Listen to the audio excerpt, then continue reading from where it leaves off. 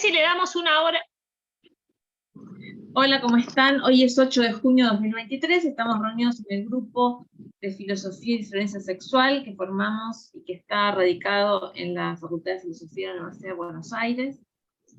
Y el tema que vamos a trabajar hoy es el tabú de lo femenino. ¿De dónde partimos? De un texto muy clásico de Freud, en el que Freud trata el tabú de la virginidad. Es un texto de 1917 que está agregado a las contribuciones a la psicología del amor. Y en mi lectura es un texto que se podría poner en tensión con la Conferencia 33, la feminidad, de 1931. ¿Por qué?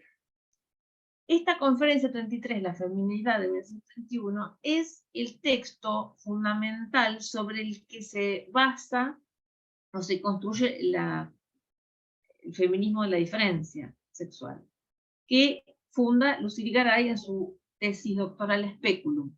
Acerca del libro Speculum dictamos con María José Binetti el año pasado un curso que ustedes podrán ver en una clase que hay online, en la que trabajamos la lectura que hacía Judith Butler sobre Lucille Garay.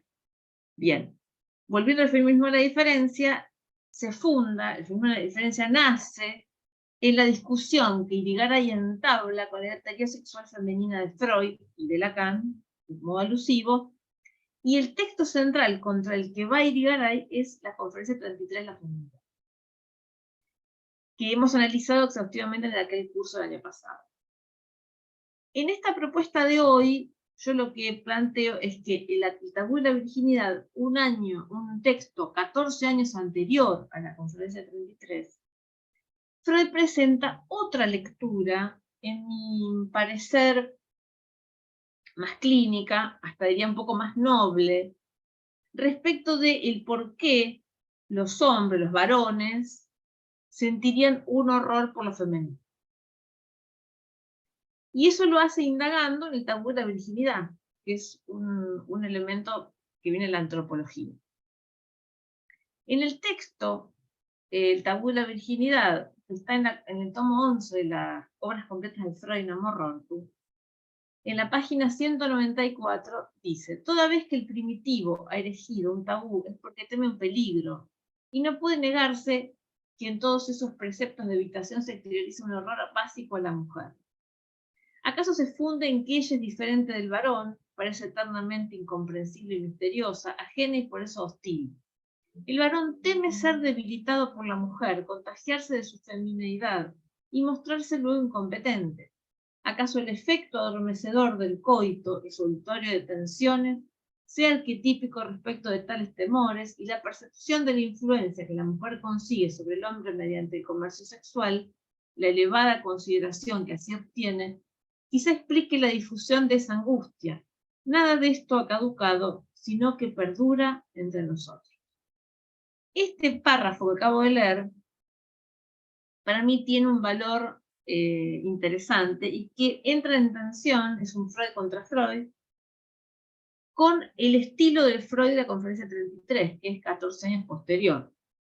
La hipótesis freudiana es que lo que perdura en la actualidad de ese entonces, 1917, es que los hombres sienten horror ante lo femenino porque en ellos sienten la amenaza de lo femenino como aquello que los vulnera, los deja en falta, los debilita, los feminiza aún a ellos, digamos, por la vía, digamos, una de las cuestiones que se entiende en psicoanálisis es que el hombre enamorado, el hombre que entra en la lógica amorosa, tiene un efecto feminizante, porque sale del uno fálico, y entra en la dialéctica del amor. La dialéctica del amor no es del uno, es de la femenina, que es esencialmente lo que dice Irigaray, ¿no? Que es dos, lo femenino es dos. Bien, este es el disparador que me interesaba plantear para el trabajo del grupo, para la discusión, de la conversación que tenemos habitualmente, que es compartida, en la que intervenimos casi todos los integrantes del grupo, surgen temas de investigación y motivos de investigación. No sé si María José, ¿quieres decir algo? Sí, Elena, a ver, me parece un tema sumamente rico, sumamente, y que Freud dispare esto. La mirada de Freud, o al menos la mirada escolar de Freud, es la mirada del varón que le teme a la mujer, ¿no? Claramente en el tabú de la virginidad, Freud habla como varón desde la perspectiva del varón. Ya eso, y le atribuye la fundación del tabú al varón. Ya eso habla de un sesgo patriarcal, ¿no? El varón es el que instituyó el tabú de la virginidad, como todo tabú y toda cultura. Es el varón el que instala el tabú del incesto, el tabú de la virginidad, por lo tanto es el varón el que funda la cultura. Eso ya es de suyo lo problemático. Lo problemático para el feminismo de la diferencia es que sea el varón el que instituye el tabú del cual surge la cultura. Primero, entonces, poner en tela de juicio que sea el varón el que haya instituido esto. Pero lo que a mí me interesa es cuando Freud relaciona en un momento el tabú de la virginidad con el tabú de la sangre y con el tabú de la menstruación. Y no hay tabú de la sangre y tabú de la menstruación sin lo que es la figura de la madre como arquetipo primitivo, como arquetipo primario. Es decir, acá lo que hay detrás de este tabú, vamos a hacer feminismo, es la madre como origen, y la metonimia de la madre es la sangre. Entonces acá, y Freud da cuenta de esto, ¿no? Parece que en algún momento se supera su propio sesgo y da cuenta de lo que hay detrás de esto, que es el tabú de la sangre, que es el tabú primario. El arquetipo de todo tabú es la sangre menstrual, porque es la sangre de la vida. Es decir, el arquetipo de todo tabú es la madre que da la vida. La madre es el origen y la potencia materna dando vida. Esto es lo que produce el horror y el espanto del varón en la época de Freud, en la época primitiva y hoy. Entonces, esto nos lleva a la potencia matricial, que es la potencia sexual por antonomasia, y esto nos lleva al horror, al espanto, al Unheimlich, de esa potencia que es dueña de la vida, esa capacidad que puede dar la vida. Freud lo está diciendo, lo está diciendo muy por arriba, ¿no? Como que lo importante para Freud es posicionarse en el miedo del varón y qué sé yo, pero detrás de ese miedo cegado del varón que le teme a la mujer tiró esto, que es lo importante. Entonces, esto nos lleva a la sangre como tabú, como metonimia de todo tabú, y a lo materno y a la potencia de la vida como el arquetipo de todo tabú y el arquetipo de toda religión. Y bueno, quería subrayar esto. El espanto del varón es la madre, el espanto del varón es que nace de mujer. Ese es el miedo del varón que funda desde su punto de vista el tabú.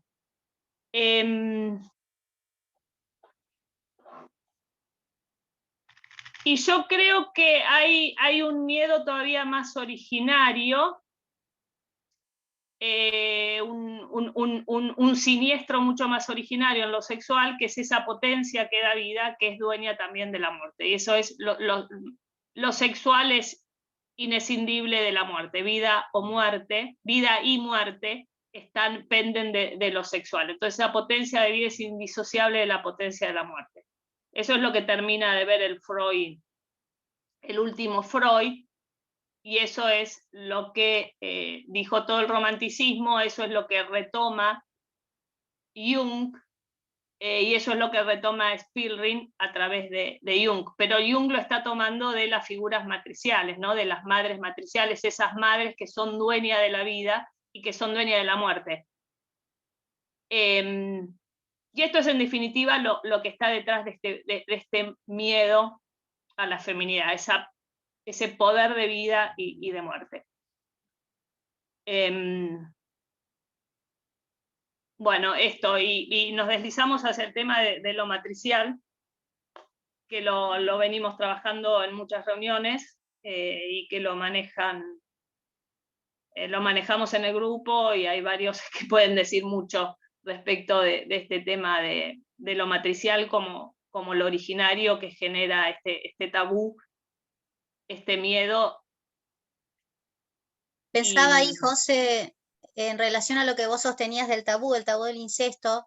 No sé, Elena, cuánto hay escrito, dicho sobre esto, pero pensaba que no hay nada más incestuoso que ese vínculo matricial de la madre por parir y el hijo por nacer, ¿no? En la vida intrauterina. Y pensando en esto que decía José, ¿no? Cuánto horror puede generar esa relación incestuosa, de la que no se podía dar cuenta porque se lo asociaba a lo psicótico, ¿no? Bueno, Hablar pero está de lo el complejo de anterior. Edipo ahí. Edipo, la tragedia, no es más que una tragedia de incesto. De ahí surge también el gran concepto freudiano que se cuestiona, ¿no?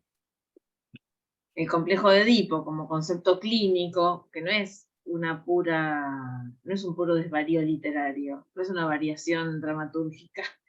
Freud escuchaba en los pacientes sus sueños con deseos incestuosos. Y en Edipo está, Yocasta le dice a Edipo, ¿cuántos humanos sueñan con compartir el lecho con su madre?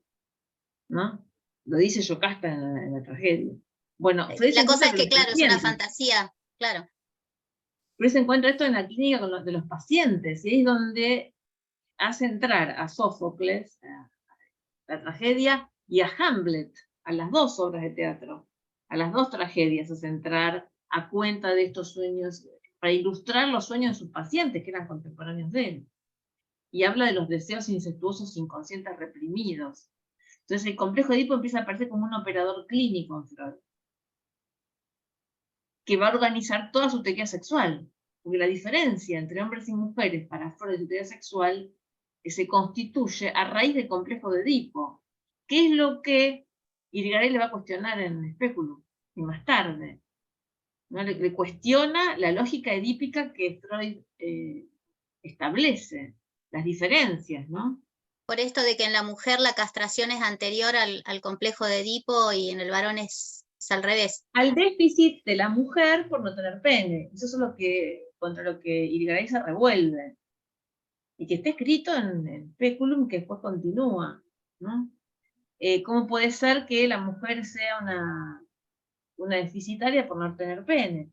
Y un complejo que yo eso lo repito también habitualmente, y es que la envidia del pene es el concepto catástrofe, es el gran concepto bomba, digamos. La envidia del pene es lo que hace estallar las feministas de la época. Yo creo que Freud, en su conferencia 33, es irónico, es hasta despreciativo, es combativo, irónicamente, con un humor bastante ácido, digamos, respecto al feminismo, porque tuvo todo el combate con los feministas de su época. De hecho, lo cita y lo menciona. A Karen Horney la menciona. Van en contra de su teoría, los feministas, hombres y mujeres, los feministas de su época. Digamos, pero el complejo de Edipo se funda en la prohibición del incesto. Ahí es donde entra la pata antropológica al psicoanálisis. Y la cuestión de la prohibición de goce de la madre es lo que articula la función paterna. En psicoanálisis ya la lectura que hace Lacan. Lacan más tarde se va desprendiendo de la versión del Edipo de Freud y lo va formalizando en los nuevos más tarde. Pero al principio, Lacan, que es muy freudiano, lo que hace es adoptar el complejo de Edipo para distinguir psicosis de neurosis. Entonces, las neurosis van a ser aquellas en las que operó la función paterna y la provisión de incesto con la madre. Y en el caso de la psicosis es donde no operó la función paterna y la provisión de incesto con la madre. Pero la teoría freudiana es una teoría del padre, esencialmente es un elogio del padre. En cambio, Melanie Klein, como psicoanalista feminista, antecesora de Irigaray, reformula la teoría sexual femenina y hace modificaciones en vida de Freud, y Freud la reconoce como psicoanalista de niños, y le da lugar a Melanie. Melanie Klein fue de las psicoanalistas feministas la más políticamente hábil, digamos, que sin cortar, sin ir de frente al choque, modificó la teoría. Lo que pasa es que el movimiento hizo que volviera a quedar en el Museo de los Psicoanalistas y ridiculizarlo. Y Sabina Spielrein es otra personaje muy relevante en psicoanálisis, donde se sabe que Freud se inspira en la tercera teoría pulsional. Digamos, la pulsión de muerte, el más allá del principio del placer, y está citada por Freud, Sabina Spielrein, ¿no? en el más allá. Ahora, Bueno, otra cuestión que a mí me lo pienso y lo vuelvo a pensar, aunque todavía no lo he escrito, es que el horror a lo femenino toma nuevas formas en nuestra época. El horror a lo femenino tiene formas en nuestra época.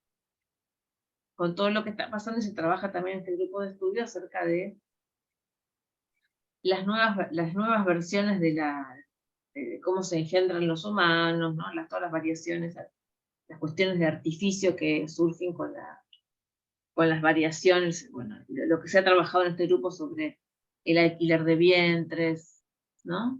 Que ahí entra la política, la bioética a jugarse. Un punto interesante sería la conexión, que no es necesaria, pero sí al menos posible, entre lo que es el horror a lo femenino y lo que es la misoginia. Porque yo creo que hay mucho, la misoginia sería una de las posibles versiones del horror a lo femenino.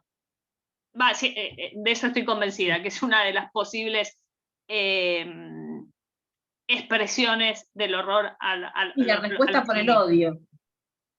Sí, toda misoginia es horror a lo femenino. Ahora, no todo horror a lo femenino es misoginia, pero toda misoginia, pero sí toda misoginia, y que es más que actual, ni hablar, ¿no es cierto? Yo creo que ha tomado nuevas expresiones en nuestra época, expresiones mucho más sutiles, que en el fondo contienen siempre lo mismo, la voluntad de dominar lo femenino, la voluntad de definir qué es lo femenino por parte del varón, ¿no? Ahora tenemos, ¿no?, estos varones que dicen que ellos definen qué es lo femenino según su autopercepción, pero es la misma voluntad de siempre, ¿no?, de tener el control sobre lo femenino, un femenino que lo supera y que justamente es lo originario. Bueno, Sabrina Spielrein vincula directamente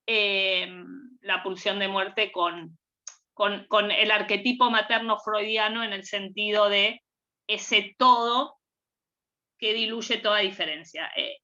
Esa totalidad que diluye, que va a absorber y que va a terminar por tomar posesión de toda diferencia, ese es el arquetipo materno en Jung, y eso es en definitiva la pulsión de muerte. La pulsión de muerte como eso siniestro que va a terminar apoderándose de la vida. Esa fantasía está detrás del tabú de la virginidad que dice Freud, ¿no?, como los varones que tienen miedo de las mujeres y demás. Más allá del varón que tiene miedo de la mujer, yo creo que hay un miedo a esa totalidad que termina por tomar posesión de la finitud.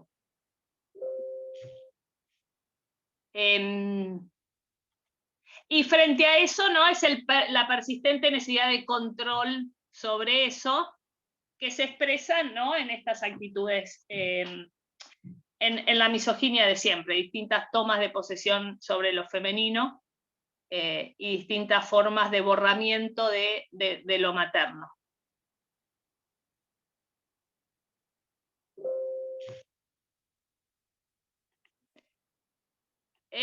Con respecto al tema del incesto, ¿no? Habría mucho por hablar y mucho por distinguir, porque hay muchos matices. Primero está si todo apego materno, si el apego materno es incesto, ¿no? porque justamente lo que tenemos que reivindicar es el apego materno, que no necesariamente es incesto, y hasta qué punto no el patriarcado o el varón con su pulsión sexual no está leyendo la sexualidad materna, matricial, en su propio código sexuado, entonces llama incesto a todo apego materno. Eso por un lado. Y por otro, la necesidad de ese corte con la madre, cuya lectura misógina es esto de cortar con una madre que es embrutecedora, que es un vínculo regresivo, que es una madre totalmente pasiva que no puede generar ninguna acción positiva, entonces hay que cortar ese vínculo con ella. Esto es lo misógino del incesto, o del Edipo, ¿no? Lo misógino del Edipo en la lectura freudiana es la necesidad de cortar con una madre, que es un vínculo puramente pasivo y regresivo. Frente a esto reacciona Irigaray, frente que efectivamente las condiciones culturales, el problema es que las condiciones culturales hacen que la madre sea o haya sido ese vínculo regresivo, porque la mujer no tiene, está fuera de la cultura, está fuera de, por justamente lo que se encargó de hacer el patriarcado, es excluir el vínculo materno de la cultura. La cultura es vínculo paterno, la madre es un vínculo natural ajeno a la cultura. Entonces necesariamente tiene que darse ese corte, que es de suyo expresión de una cultura patriarcal. Hoy estaba leyendo esto de Lange, a ver si encuentro la cita. Bueno, voy a buscar la cita para ver si se las puedo leer. Perdón, José, en relación a lo que vos decís, que a pesar de que el orden falocéntrico desplace este orden matricial, sigue operando ese orden matricial. El tema es que carecemos muchas veces de articulación lingüística, simbólica, para dar cuenta de cómo está operando. Incluso esto que vos decías de la pulsión de muerte, por ejemplo, Braca Ettinger, ella dice muchas veces se ha confundido la pulsión de muerte con la insistencia de ese pasaje de no vida a la vida que todos hemos atravesado, ¿no? Nuestra primera subjetividad como encuentro intrauterino, en donde hay un pasaje de la no vida a la vida, en donde no vida no es sinónimo de muerte. Entonces muchas veces en el trabajo de ciertas poetas o ciertos artistas, artistas como no sé, Silvia Plath, Pizarnik, que terminaron suicidándose, la lectura que hace, por ejemplo, Ettinger es, no se supo ahí leer la cuestión insistente de este inconsciente matricial femenino que estaba operando ahí, pero que no podía tener un cauce simbólico.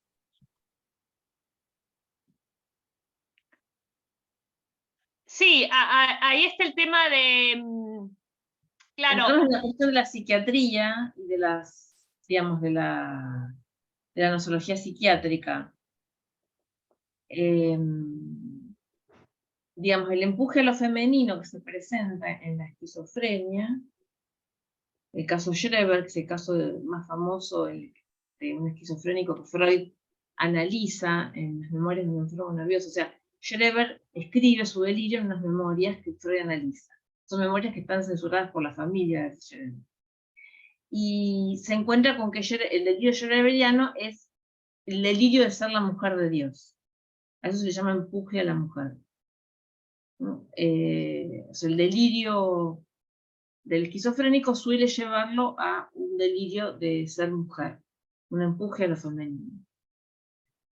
Eso también es interesante, ¿no? Pensarlo, porque tanto Plath como Pizarnik, yo no desconozco los diagnósticos de estructura de cada una de ellas. Pero, digamos, habría que poner en cuestión también la nosología psiquiátrica, que sería también patriarcal. Quiero decir, ¿quiénes dicen en las estructuras psiquiátricas qué es lo que causa la psicosis. La causación de la psicosis, cómo se justifica el psicoanálisis, con la falta de la intervención paterna, con la falla del Edipo, significante el nombre del padre. Como no hay prohibición del incesto, ocurre la psicosis. En la estructura, son defectos de estructura, problemas de estructura, digamos. Así que ese es otro tema para abrir e investigar, es muy interesante. Ahora, yo haciendo la lectura... Deleuze y Guattari cuestionan la lectura del Hombre de los Lobos, por ejemplo, que hace Freud, como que es todo el complejo de Edipo, todo va hacia el padre, hacia el uno, y hace una interpretación del Hombre de los Lobos de otro orden, ¿no? Como un deseo de otro orden que no tiene que estar desexualizado. La estructura psíquica tanto en Guattari como en Deleuze. Pero Deleuze no era un clínico, era un filósofo.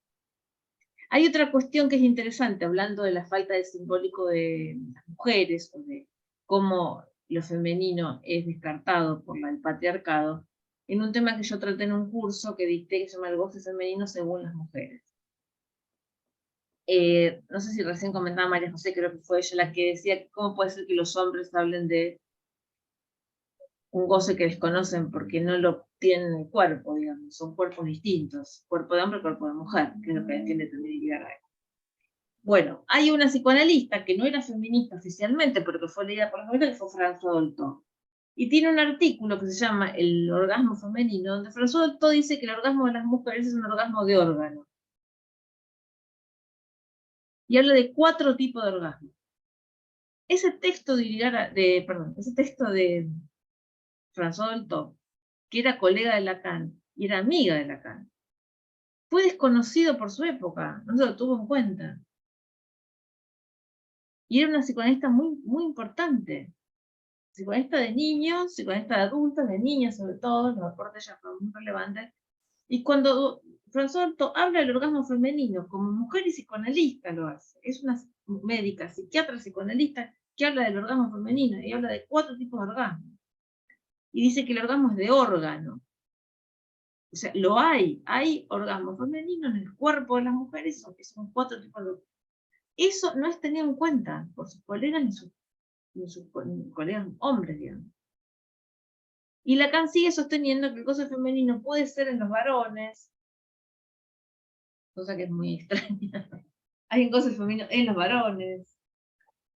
Después dice que el goce femenino es una pregunta abierta, no se sabe nada sobre el goce femenino, el orgasmo femenino. El goce femenino también es su solución de orgasmo, que los hombres no saben nada, porque claro, está la diferencia sexual, que es una pregunta del hombre por la mujer y la mujer por el hombre. El hombre nunca va a saber cómo goza una mujer en su cuerpo, porque tiene cuerpo de hombre. Y una mujer nunca va a saber cómo goza un hombre en su cuerpo, porque tiene cuerpo de mujer. Es la diferencia sexual en su agujero esencial de saber. La diferencia sexual es una diferencia de saber de hombres y mujeres que es irreductible, no se puede atravesar. Es la gran diferencia. Un saber acerca del gozo de cada uno. Porque eso no es transmisible. Entonces el goce femenino, que algunos niegan que existe, pues algunos dicen que para Lacan el goce es solo masculino. Mentira. Hay goce femenino, pero el goce femenino no sabe nada Lacan, porque es un varón, psiquiatra y psicoanalista, es hombre. Por eso no sabe nada del goce femenino. Entonces, que los hombres hablen del goce femenino como si lo conocieran, es totalmente descabellado. Esos son los puntos oscuros, los puntos ciegos del psicoanálisis, que niega la producción de sus propias psicoanalistas mujeres, las niegan. Pasó con Melanie Klein, pasa con Karen Horney, se las deja en el olvido, se las sepulta, se las deja en el museo, se las descalifica, se les niega el saber que tienen. Y es una cuestión de poder, claramente. Cuando Ahora, en la histeria dice, en la histeria se pregunta ¿qué es una mujer? Adivinen dónde saca esa pregunta. ¿Con qué coincide la pregunta que hace Lacan como psicoanalista y psiquiatra sobre que las histéricas se preguntan qué es una mujer? De Simone de Beauvoir, que acaba de publicar su libro feminista. presuntamente feminista. A 2 años de aparecer el libro de Simone de Beauvoir, Lacan usa esa pregunta para la clínica. Adopta de Simone de Beauvoir la pregunta ¿qué es una mujer? O sea que Lacan también adoptó, sacó letra del feminismo de su contemporánea sin reconocerlo. ¿Por qué las feministas son histéricas? Porque cuando Lacan trae de Simone de Beauvoir la pregunta ¿qué es una mujer? A ella la tilda de histérica, necesariamente. Parece que es la constante de la época, ¿no? Hoy también vuelve la pregunta de qué es una mujer y nadie puede responder porque nadie sabe, no es el sexo, son atributos de género y nadie sabe cuáles atributos de género son la mujer. Parece que la constante de la cultura es vaciar el contenido. ¿Quiénes las dicen mujeres, que es una mujer? Las mujeres decimos que es una las mujer. mujeres tienen que decir que es una mujer y parece que el constante empeño de la cultura es definir desde el varón que es una mujer. Pero así como la mujer, el varón no tiene experiencia de que es una mujer, la mujer tampoco tiene experiencia de que es un, que es un varón. Entonces, esto de los términos comparativos, esto de los términos comparativos.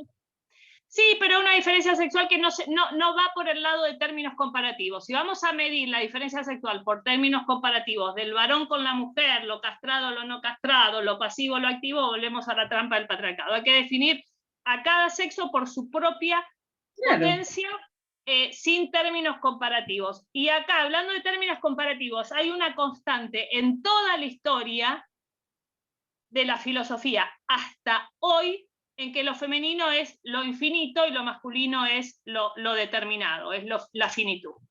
Por eso, cuando vos hablas de la locura, lo femenino como locura, o lo que decía Andrea, lo femenino como muerte, no es la muerte de la nada, de la negación pura del cero, es la muerte como exceso, como infinitud. Siempre lo femenino estuvo asociado por lo matricial a esa infinitud de la cual emerge lo finito y lo finito que teme o quiere volver a esa infinitud. Entonces, esa infinitud de exceso, de goce, diría Lacan, de falta de límite, como la mujer de Schleber, ¿no? esa pulsión por lo femenino como exceso, como falta de límite, que es, leído psiquiátricamente para hacer una burda comparación, es la locura, ¿no? La locura en términos psiquiátricos, pero en términos ontológicos esa infinitud sin finitud. Entonces, el Edipo es cortar esa infinitud indeterminada para pasar a lo finito que da límite, que pone límite, y con el límite aparece la cultura. Esa es básicamente lo que la tradición ha leído en lo femenino y en lo masculino, y vuelve hoy. Hoy hablan de ser mujer como algo que no se sabe qué es una experiencia, un indefinido, que eso sería el ser mujer. Por eso la pulsión de muerte es este exceso de realidad que está asociado desde lo originario, en lo más primario, con lo femenino matricial. Esto apuntaba Andrea a esto, un femenino matricial que no es la nada de la carencia pura, es el exceso. En Jung está eso, en el arquetipo de la madre junguiano está eso, supongo que en Bracha, que la estudió Andrea, también está eso, ¿no? La locura como ese exceso de infinitud. Me parece que es eso lo que vos querías decir, Andrea.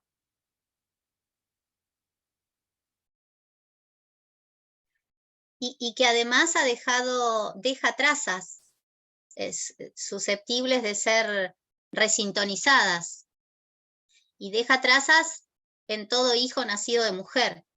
Por lo tanto, el cuerpo femenino, digamos, con el que todos nos hemos encontrado en la vida intrauterina,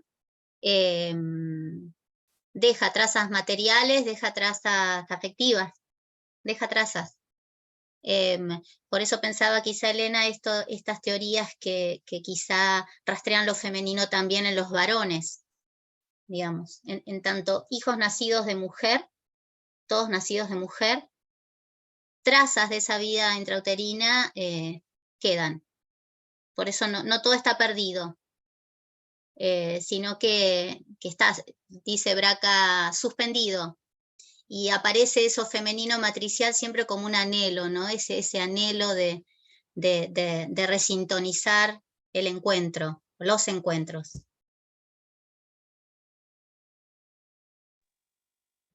Sí, ese es el anhelo de volver al todo, de volver al seno materno, ¿no? Pero ese anhelo de volver al seno materno, volver al todo, es equivalente a la disolución de la finitud, a la disolución del límite. Esa es la paradoja, esa es la pulsión de muerte, en definitiva. Así como se la ha leído, claro.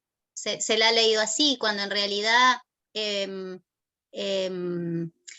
así como digamos, Braca dice, siempre el psicoanálisis se ha ocupado mucho de la angustia, ¿no? De estudiar la angustia, por ejemplo, y no otros afectos. La angustia es un afecto, dice Lacan. Bueno, hay otros afectos, y que están ligados justamente a esas trazas matriciales compartidas, a esas antenas matriciales que se forjaron en ese primer encuentro con nuestra madre, digamos, y que despiertan cuando, por ejemplo, sentimos asombro, cuando sentimos compasión, cuando nos vemos como, ¿cómo se dice? Ya esta reverencia frente a lo sagrado, aparecen esas trazas.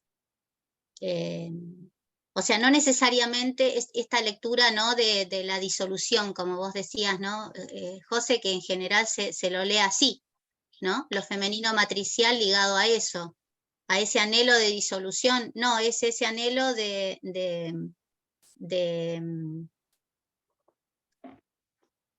sintonizar, ese anhelo de encuentro, quizá.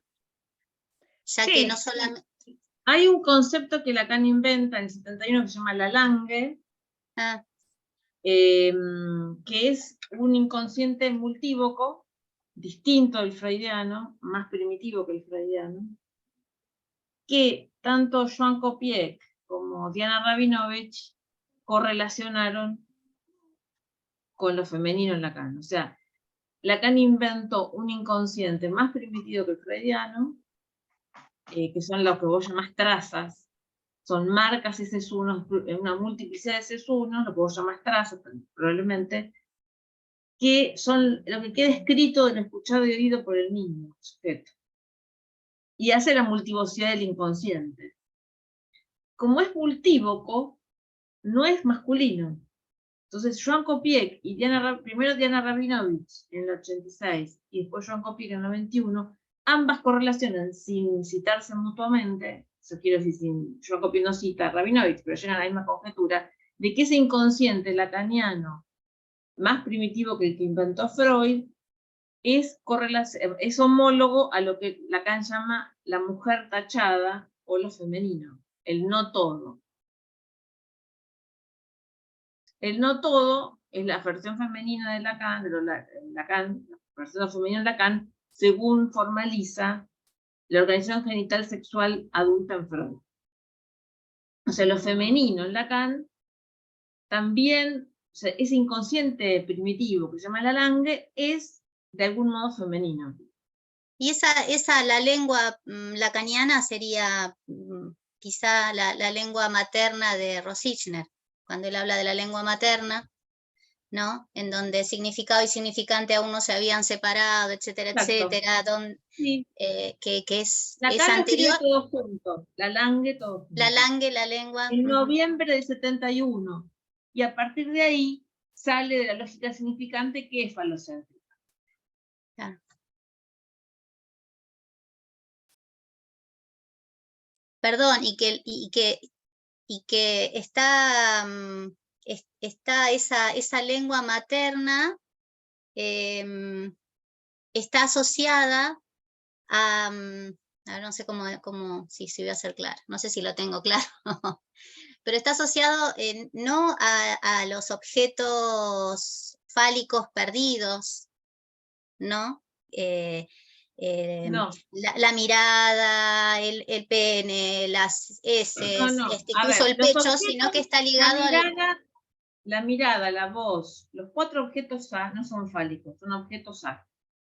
Esos No son objetos A fálicos. para Braca Stinger forman parte de una organización fálica. Ella dice que además de esos objetos A fálicos, están los objetos perdidos, que no están perdidos, en realidad están suspendidos, que son matriciales. Y ella habla de dos, básicamente, que son el tacto Ahora, ¿por qué dice y el que los movimiento. objetos A son fálicos? ¿Por qué los objetos A son fálicos? ¿Por qué lo argumenta así? Porque Lacan saca el falo de la lista de objetos A. Y de hecho el objeto A no es fálico, es prefálico. El objeto A en Lacan se constituye antes que la inscripción del falo. De hecho, el objeto A es asexuado para Lacan. Habría que explicar por qué ella argumenta así los objetos A, porque en Lacan no son fálicos. Ella dice que son objetos parciales fálicos, que están Pero ¿por qué ligados a dice los... que son fálicos? Porque eso en bueno, Lacan no está. En algún lugar debe explicarlo. Me permito una Sí. interpretación.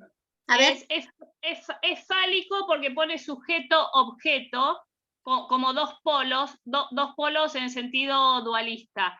Lo matricial propiamente dicho. Lo matricial. Ni una polaridad. El objeto A causa el sujeto Lacan significante que es evanescente. No es una polaridad, no es un binomio. Bueno, porque tiene que ver con eso, con la presencia y la ausencia. Con este régimen de la presencia y de la ausencia, y lo matricial no tiene que ver con eso, con la presencia o con la ausencia. Por ahí va. Ella dice... Ella prefiere, lo fálico, no sé. Y ella prefiere hablar, dice, que además de esos objetos... Bien, discúlpame, no se desprende de la teoría lacaniana que el objeto A mirada, oral, anal y voz sean objetos fálicos. El falo aparece como un quinto objeto y después Lacan lo saca y lo deja en la cadena significante. Pero entiendo que los considera, ella dice, objetos parciales de este orden eso es fálico. De Lacan. Sí, pero ella no lo fálico. opone. La mezcla ahí, que yo no entiendo por qué lo argumenta, hay un argumento en ella, habría que buscarlo tal vez. ¿Por qué dice que el objeto mirada es fálico si son objetos distintos? Porque entiende este régimen, esto que vos decías, de la presencia y de la ausencia, tiene que ver con objetos perdidos, ¿no? Lo que ha sido perdido a partir de la castración y toda esta historia. Pero hay objetos matriciales, ella prefiere hablar no de objetos parciales, sino ella le llama en inglés partial objects, que es la traducción quizá de los objetos parciales lacanianos al inglés, pero ella dice, prefiero llamarlos en lugar de part objects, partial object, y son matriciales, son objetos psíquicos matriciales, y son dos para más ella. Kleiniana, me parece. Ella es discípula de Dolto. Ajá. Y ella dice, es el movimiento y el tacto. El movimiento y el tacto, dice ella, que son matriciales. El movimiento es un objeto para ella. El movimiento es el producto del contacto intrauterino. Es un objeto. Es un objeto, el objeto del tacto. El objeto del tacto. El movimiento es el efecto del objeto tacto. El tacto es un producto del contacto intrauterino. O sea, habla del objeto del tacto, el objeto matricial, es un producto del contacto intrauterino. Yo sigo sin entender, pero ya lo buscaré por mi lado, ¿no? A cómo sostiene, cómo argumenta que los objetos A de Lacan son fálicos, porque hay una mezcla ahí. Hay una ensalada que no tengo elementos y no, evidentemente no lo tengo claro porque no lo puedo explicar, pero sí tiene que ver con esto de la presencia y la ausencia, ¿no? Es el objeto A como el objeto perdido, ¿no? Y para Braca lo matricial no se pierde. Si bien hay objetos A matriciales, digamos, esos objetos A no se pierden, quedan como suspendidos, dice ella. Claro, el Yo tema es creo que Desplazados por el orden fálico. el objeto A es el efecto de la inclusión del sujeto en el significante. Y es en la madre, o sea, el objeto queda alienado. Entonces, ahí la lógica del significante no la escucho en lo que vos estás explicando. Es más bien una versión distinta, porque el objeto de Lacan va cambiando de valor a lo largo del tiempo. Ajá. Pero bueno, por ahí es una polémica que no nos distrae de... No, yo ahí no del- te puedo seguir, Elena, ni ahí.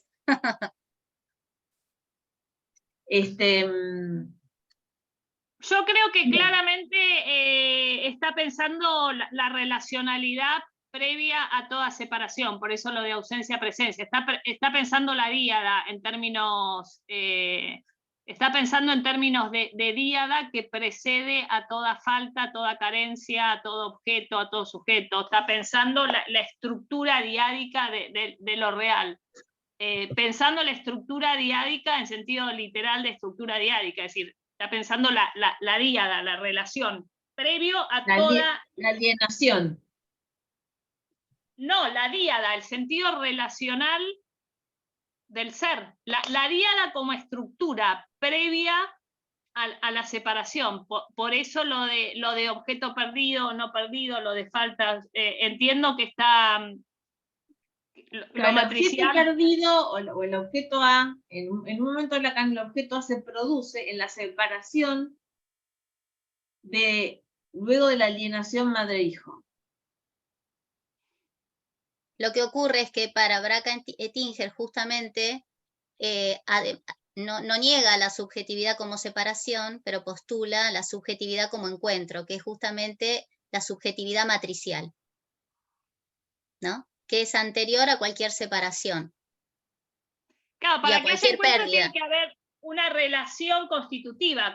Me encuentro con algo porque hay una relacionalidad constitutiva que hace que me encuentre, si no, no me encuentro con nada. Si no, entonces me parece que está hablando de esa estructura diádica relacional que precede, que no es alienación.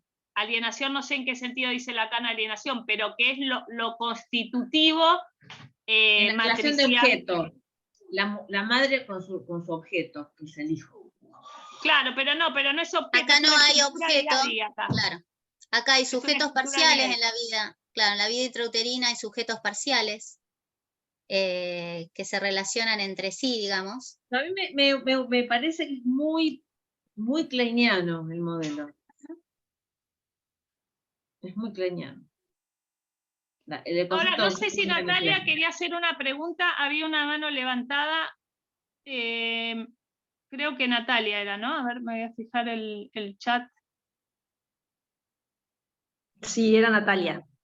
¿Ya me escuchan? Sí, te escuchamos, Natalia. Ya, es que no podía conectar el audio. Es que me acaba de surgir una duda, que es una idea al aire, y que justo creo que puede abonar un poco al asunto. Yo me quedé pensando en esto de la pulsión de muerte, pensada como este desbordamiento, ¿no? El exceso de realidad, creo que fue el término que usó María.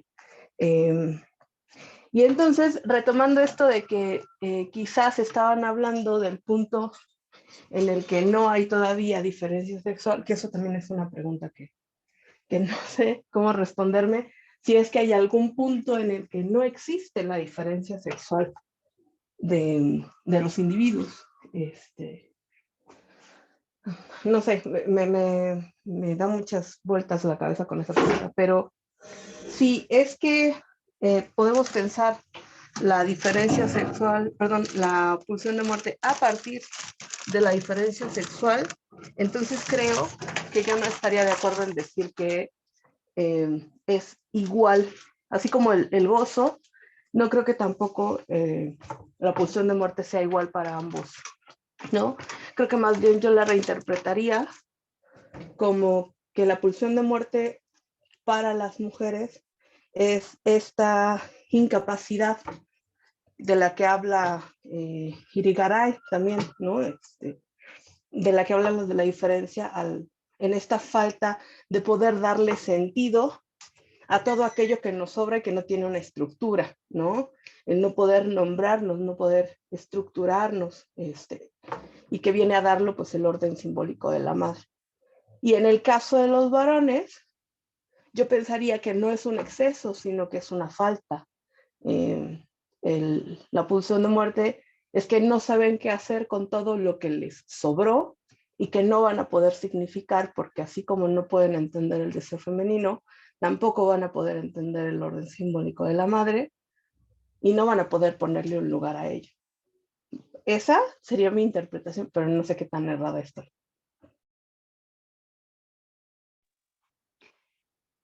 Yo creo que como interpretación óntica, uso la distinción entre el ontológico estructural y lo que sería óntico aplicado a la diferencia sexual misma, ¿no? La diferencia sexual óntica, empírica, y lo que sería la diferencia sexual como ontología.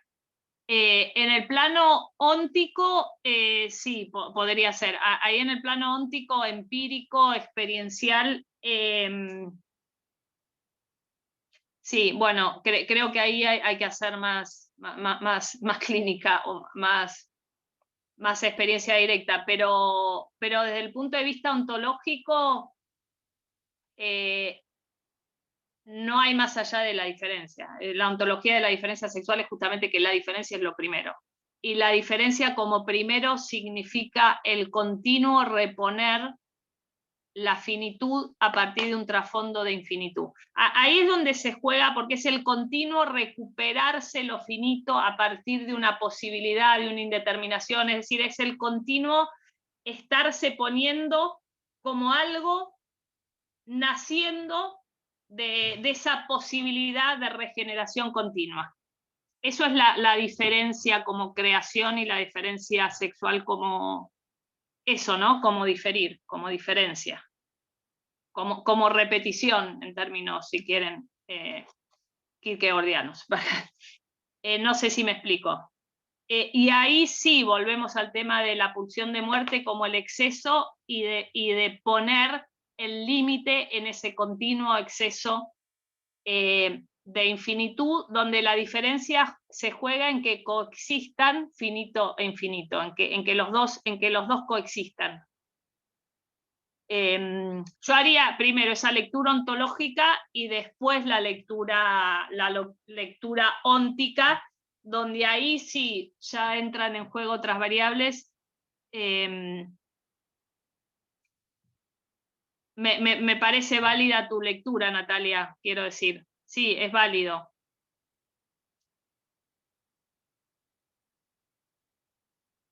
No sé si quedó claro mi comentario y si se entendió, Natalia.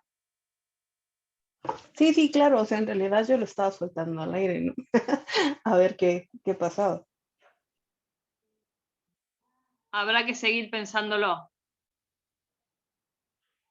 En clínica, el exceso de goce, los excesos están a la cuenta de la orden del goce, que es la pulsión de muerte. Y que está desregulado por el falo, escapa a la medida masculina, digamos, a la medida del falo. Entonces queda al lado de lo femenino. La pulsión de muerte queda al lado de lo femenino. La pulsión de muerte siempre queda al lado de lo femenino, justamente por esta infinitud originaria. Ahora, el placer queda del lado, entonces si el goce queda del lado de lo femenino, el placer queda del lado de lo masculino. No necesariamente. Ahí hay eso es reducir a, digamos, a una díada.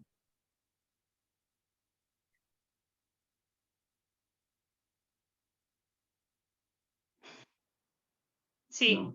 pero... No podemos decir que el placer sea masculino o femenino, no me parece. No, está bien. Pero el goce queda del lado del exceso. La satisfacción de la pulsión. Y la pulsión siempre finalmente la pulsión siempre es de muerte. Entonces el goce escapa. El goce femenino queda desregulado de la función, digamos, de lo simbólico, porque el femenino está excluido de lo simbólico a partir de Freud. Porque en el inconsciente no habría, en el modelo freudiano, en el inconsciente no hay representación de lo femenino. Pero después Lacan inventa un inconsciente múltiple que sí es solidario de lo femenino, que es la Langue. Ahora, habría la pregunta por el placer, por el principio del placer, que está en el marco de, digamos, de lo tolerable, habría que ver si se puede sexualizar. No, entonces el placer sería como una especie de límite, de acto finito del goce, para decirlo. Si el goce es aquello imposible, con toda la vulgata esta, además, francesa, el goce como lo imposible, el placer vendría a ser lo vulgata es posible un real. marco teórico clínico, o sea, Lacan era Freud era neurólogo, Lacan era un psiquiatra, y hay estamos hablando de teoría No, pero no me refiero a la clínica, sino a Derrida y a todos los del goce imposible, los del imposible más allá, esta especie de divinidad más allá. Frente a esa divinidad más allá, el otro, el totalmente otro, ese imposible que sería el equivalente al goce, frente a ese imposible del goce, porque finalmente el goce es lo imposible, el placer sería como lo posible, el acto posible de ese imposible, algo así sería. El principio del placer es lo que hace la vida vivible. La Y es finitud. tolerable por la conciencia. El tema es cuando se va más allá de un umbral. En el modelo freudiano, ¿no? Pero, digamos, primero habría que, como estamos en estos cruces y con marcos teóricos que no todos manejamos, no manejamos todos los mismos marcos teóricos, estamos todos en cada uno su especialidad. Estamos migrando conceptos con las salvedades de que no tenemos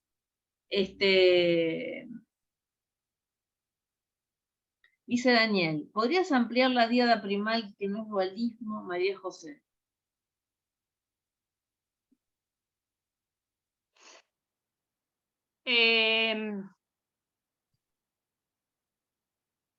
La díada primal que no es dualismo es, en el comienzo es el 2, en el comienzo es el 2 en el sentido, en el comienzo es dicho, en el comienzo es el devenir 2 de lo 1, en el comienzo es la mediación. No hay un 1 cerrado antes del comienzo.